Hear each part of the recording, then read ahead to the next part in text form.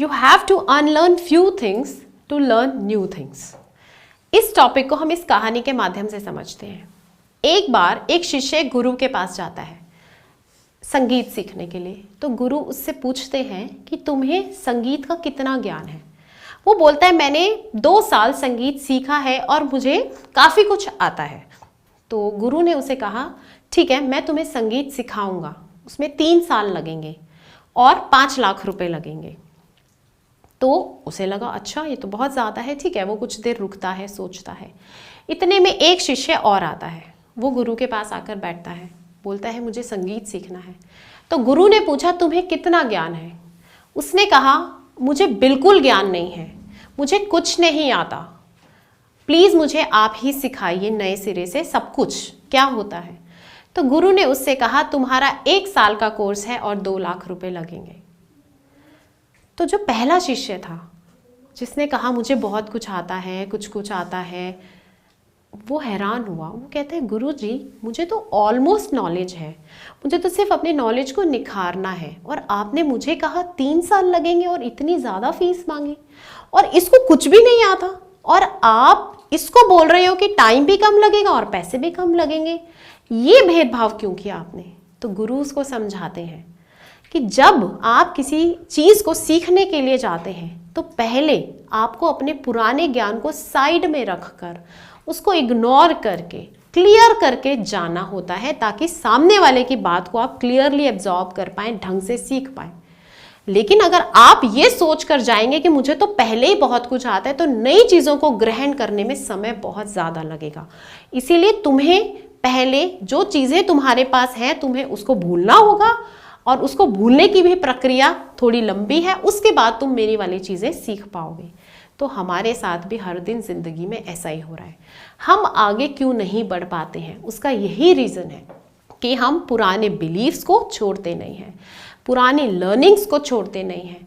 जो बिलीफ, जो चीज़ें हमने अडॉप्ट कर ली अपने थ्रू आउट लाइफ एक्सपीरियंसेस के थ्रू, वो चीज़ें हमें लगता है वही सही है। अब कोई नई बात बताता है तो वो अनएक्सेप्टेबल है, बैरियर क्रिएट किया हुआ है। इसी को बोलते हैं ओपन माइंडेड ना होना।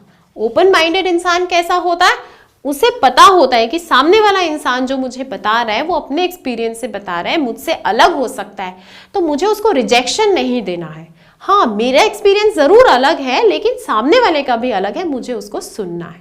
और वो इंसान ज़्यादा तेज़ी से चीज़ों को सीख पाता है।